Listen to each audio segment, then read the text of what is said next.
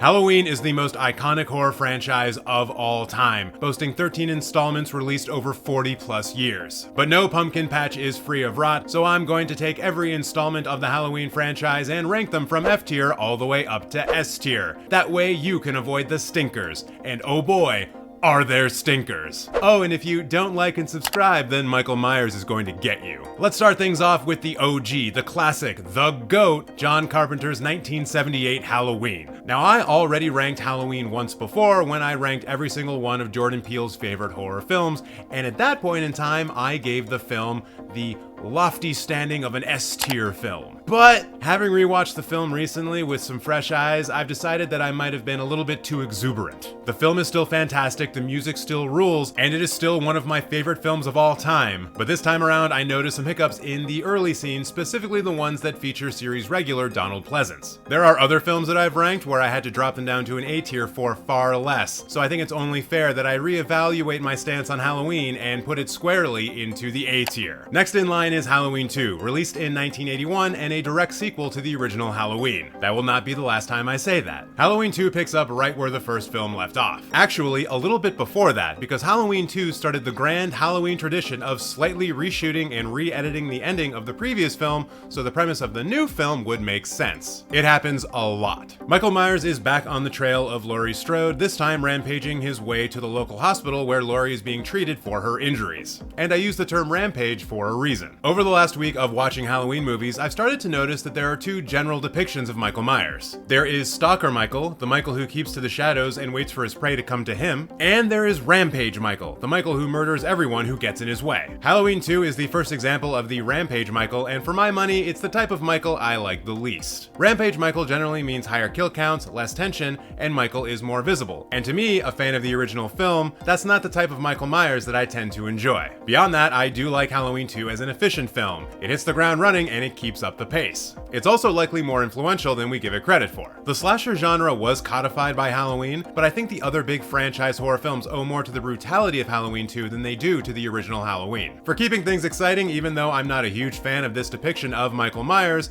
I'm going to put Halloween 2 into the C tier. Next up is Halloween 3, Season of the Witch, the film that boldly asks the question, what if we just didn't have Michael Myers in a movie at all? Yeah, that's right. Halloween 3 did not feature the masked murderer at all. It tells a completely different story about a mask manufacturer playing a practical joke on all children. Oh, and there are robots? That's kinda weird. I will admit that the first time I watched Season of the Witch, I found it to be boring, but when I watched it the second time, I was more engaged by it. It's essentially a mystery thriller, an episode of The Twilight Zone. So when I stopped expecting a slasher and judged the film on its own terms, my enjoyment went through the roof. And the music rules. It's the best music in a Halloween film ever. It also has the best pumpkin intro in the entire series, and I found the gore to be the right balance of excessive but sparse. After rewatching Halloween 3 Season of the Witch, it is absolutely one of my favorites of the franchise, and I think it is quite worthy of the B tier. Moving on down the list, we get to Halloween 4, The Return of Michael Myers. Care to guess what happens in this movie? No, it's not Busta Rhymes fighting Michael Myers with Kung Fu. That comes later. Halloween 4 picks up 10 years after the events of the first two films. In that time period, Laurie Strode, the hero of the first two, has both had a daughter and died. Now Michael Myers is back to stalk his niece, Jamie, even though he burned to death at the end of Halloween 2. Oh, I don't think I mentioned it, but in Halloween 2, we do find out that Laurie and Michael are brother and sister. Honestly, the lengths that some of these films go to add in little bits of story to answer questions that nobody asked is Olympic level. Getting back to Halloween 4, it does have some highlights. Even though this is the first film to ditch the iconic pumpkin opening credits, it replaces it with an eerie montage that properly sets the mood. The film itself also has some pretty cool moments, like the first time Jamie thinks that the boogeyman is in her room. It's kind of freaky. However, this is the first time that we see Michael Myers in his brand new pure white mask, and it just looks lame. Beyond that, this is another film where we get Rampage Michael, and he is just all over the place murdering everybody. He is way too visible in this film for my taste. He's supposed to be in the shadows. Put him in the shadows. More than any of that though, Halloween 4 is the most conventional of any of the Halloween films released to this point. Since the original films were released in 1978 and 1981, the genre had 7 years to settle into predictable tropes and story beats, and Halloween 4 sticks to those conventions faithfully. It's kind of boring, to be honest. For those reasons, and because the overall filmmaking quality took a nosedive in this film, I'm going to have to put Halloween 4, The Return of Michael Myers, into the D tier. The parade parade of Halloween films continues with Halloween 5: The Revenge of Michael Myers. Released 1 year after Halloween 4, the film starts by rewriting history a little bit. Classic Halloween. So that Michael Myers is allowed to escape his fate. He then hangs out with an old dude for a year, waiting for Halloween to come back around, and then he just starts murdering people all over again. This time though, it seemed like the filmmakers were more interested in bringing back the stalker Michael first seen in Carpenter's original 1978 film. Michael in Halloween 5 is more hidden. We get more shots from Michael's POV, and he has a tattoo on his wrist. Wait, that's new. I wonder if that's gonna come up in Halloween 6. It does. Halloween 5 is once again focused on Michael's obsession with killing Jamie, his last living relative. As such, some of the best scenes in the film directly involve those two. There are two sequences, one in the children's hospital and one in the Myers house, that stand out in particular. However, this film suffers from pretty severe tonal inconsistency. This is a movie where you have a traumatized 8-year-old girl running for her life from an essentially supernatural mass killer, but this is the music you play to introduce a pair of cops? Mind-boggling. Overall, I like Halloween 5 more than Halloween 4. It takes some bigger swings, but unfortunately its tonal inconsistency and the fact that it's not very well made really get in its way. So because of that, I'm going to have to slot Halloween 5: The Revenge of Michael Myers right next to its good pal Halloween 4 in the D tier. Now it's time to talk about Halloween: The Curse of Michael Myers, or just Halloween 6 for short. This film gets pretty wild, so let me just run down the plot for you. Halloween 5 ends with a mysterious figure destroying the police station where Michael was being held, and Jamie discovering Michael's now open cell. Except of course that's not everything that happened. Classic Halloween. At the beginning of Halloween 6, we find an older and pregnant Jamie being carted down a very 90s looking basement hallway. She gives birth, and that child is then marked with the same symbol that was on Michael's wrist in the last movie, and then some kind of satanic cult ritual is performed. Yeah, this movie takes a turn. We then find out via a flashback that at the end of Halloween 5, Jamie and Michael were actually kidnapped by the mysterious figure, and now after 7 years of captivity, Jamie is giving birth. What is kind of stunning to me is that all of this was set up in Halloween 4 and 5, mostly in Halloween 5, but its sole purpose is to just answer the question, how does Michael Myers keep coming back time after time? But you don't need to answer that question, especially when the answers include getting into constellations appearing every time Michael attacks, an ancient druid curse related to Thorn. Oh, and as a consequence of all of this, Michael now has one weakness: runes, arranged on the floor in a circle. Fucking runes. This film is off the rails. It's also bad, obscenely bad, unforgivably bad. Bad to the point that the very first appearance of Paul Rudd in a movie ever cannot save it one iota. He just can't be menacing. Why did you try to make Paul Rudd menacing? I just want to put this part of the franchise behind me, so I'm not going to speak about this movie anymore. Halloween: The Curse of Michael Myers is in the F tier. Very few films F tier as hard as this film did. Now we move on to Halloween H2O 20 years later, and this is where the timeline of Halloween really starts to fracture. H2O is a direct sequel to Halloween 2, released in 1981. So everything I just told you about runes and curses and Laurie's daughter, just forget about all that, it's done. H2O features the return of Jamie Lee Curtis as Laurie Strode, except now she has faked her own death, changed her name, moved to California, and had a baby Josh Hartnett. And the first thing that I will say about this film is that it is a step up from The Curse of Michael Myers in the filmmaking department. You can tell H2O was released in a post-Scream world, as its look and tone borrow a lot from Wes Craven's aforementioned slasher. Like, they killed Joseph Gordon-Levitt in the very first scene. I know who you copied your homework from. Also, the inclusion of LL Cool J as a security guard who writes erotic fiction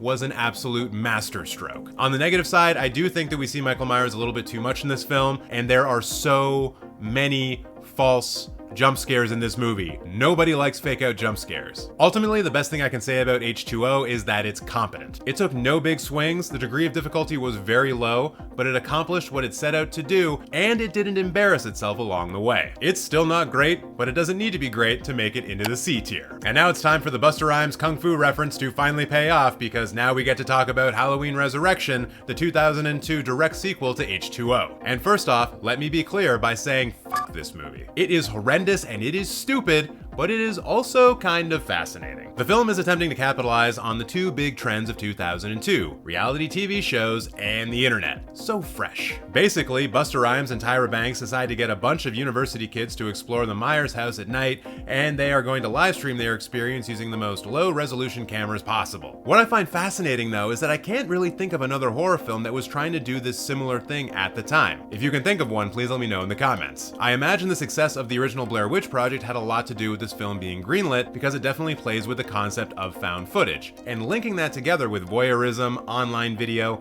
and in one brief instant, escape room levels of deduction, and you actually have a decent concept on your hands. It was just executed so poorly. But also, Busta Rhymes uses kung fu to fight Michael Myers, which is admittedly pretty funny. It's not meant to be, but it is. I have no trouble imagining people who think that this film is endearing or so bad that it's good, but in my mind, Halloween Resurrection is absolutely one of the low points of the franchise, and it's an F. As I said before, f this movie. And I didn't even mention how they killed Laurie Strode in the beginning of the movie. What the actual f? Now it's time to talk about Rob Zombie's remake of the 1978 classic, aptly titled Halloween. This film and its sequel are in their own separate timeline, and they don't relate to any other film at all. Throughout this video, I've been referencing Michael Myers quite a bit, especially his actions throughout all of the different Halloween films. But he is never the protagonist. There is always a final girl, someone that Michael hunts and who we, the audience, are supposed to be cheering for. I think Rob Zombie was aware of this, so in order to put a fresh coat of paint on the then 30-year-old franchise, he decided to put the focus squarely on Michael. This film essentially takes the events of the original 1978 film and shifts the focus so that it becomes a Michael Myers origin story. And it works with partial success. Zombie's Halloween clocks in at just over 2 hours in length, and we spend 54 minutes getting to see Michael's life from a child living in an abusive household to an adult inmate at a sanitarium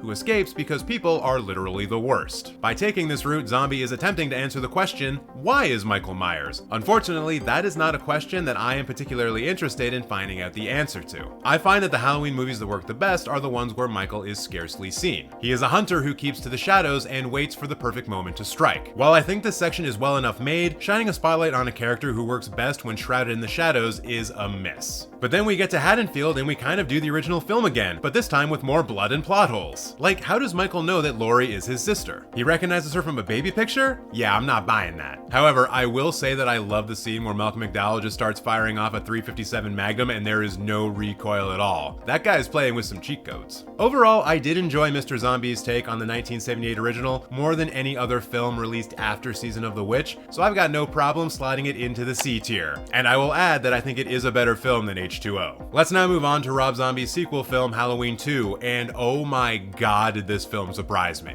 I had not seen this film before I started making this video, and I was expecting something that would be pretty similar to the first one, but maybe a little bit worse because it's a sequel. And that is not what I got. First of all, this movie changes the focus so Laurie is far more in the spotlight. She is joined in this film by fellow survivor Annie Brackett, who is played by Danielle Harris. The eagle-eyed among you will have noticed that Harris played young Jamie Lloyd in the Cursed trilogy. That would be Halloween's 4 and 5 specifically. Fun bit of trivia, that. Having two survivors allows the film to explore how a shared trauma affects different people, and how being around someone who experienced the same trauma can be triggering and maybe not a healthy way to heal. You just don't expect these things from a Halloween film. Do you know what I also didn't expect? That this film would be shot like an episode of Friday Night Lights and turning the extreme gore up to high tension levels. I don't know who decided to make this film look like a documentary version of a new French extremity film, but I am 100% on board with it. Finally, there is the overall story of the film. I have to wonder if Zombie felt like he needed to unburden himself from having to please fans of the Halloween franchise in order to do his own proper and unique take on it. There are some wild psychological swings in regards to Michael being led around by the maybe ghost of his mother,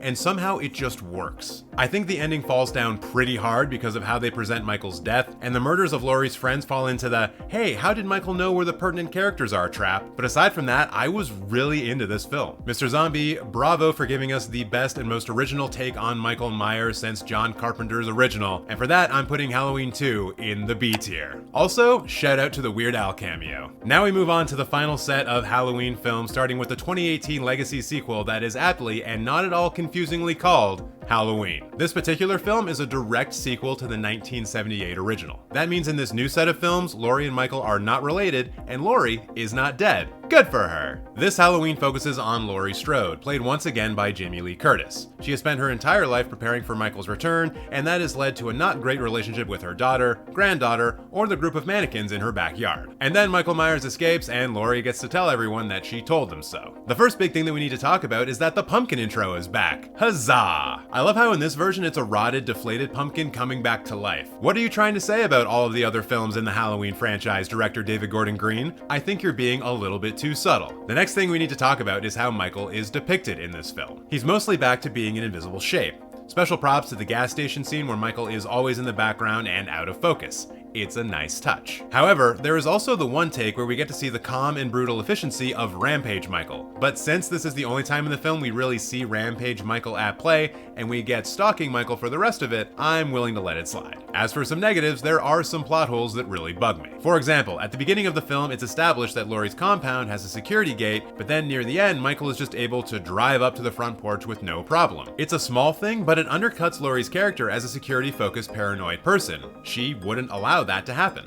Did she allow it to happen? Because of little missteps like that and some other segments of the film just not working for me, just shoot him in the face! He's right there! I'm going to have to put this version of Halloween into the B tier. The next film in this set is the 2021 film Halloween Kills, a direct sequel to the Halloween that came out in 2018. This film follows in the grand tradition of Halloween films, including flashbacks to previous films to set up or change aspects of the story.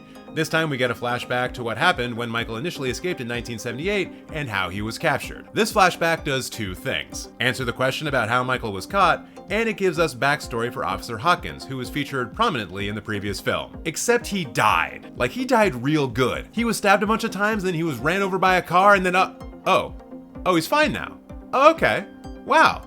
It's a Halloween miracle. Kidding aside, I do think the resurrection of Officer Hawkins speaks to one of the main problems of Halloween Kills, which is a lack of consistency. Obviously, Hawkins and Michael Myers coming back are the biggest red flags, although I guess Michael Myers did need to come back. For another example though, let's look at Laurie Strode's recovery. She goes from stabbed and dying in the back of a truck, to having surgery, to walking around, to tearing her stitches, to walking around again by the end of the film. This movie takes place over the course of a couple of hours. She's either fine or she's not. Just pick a lane. Another example of inconsistency that I don't mind as much is the depiction of Michael. We start off with Rampage Michael, but then by about the halfway point, Michael disappears into the Myers house, becoming Stalker Michael. Now I will admit to you that initially when I saw this film in theaters, I hated it. I hated it a lot. The inconsistency was one thing, but the absolute stupidity put on display by the mob just had me so frustrated and angry, and I hated it. Also, if I hear someone in Halloween Ends say evil dies tonight, I'm walking out of the theater. Then when I rewatched Halloween Kills, I realized that the director was likely tapping into the fear and panic that we all felt during the early days of the pandemic. I don't think he did a great job of it, but once I settled on that interpretation, my hatred for the film subsided. When I sat down to watch the film for this tier list, I was sure it would get no higher than the D tier, so it pleases me to tell you that Halloween Kills is actually going to slide right into the C tier. And if you want to know my rank for Halloween Ends, you're just going to have to go watch my full-length video that's right there.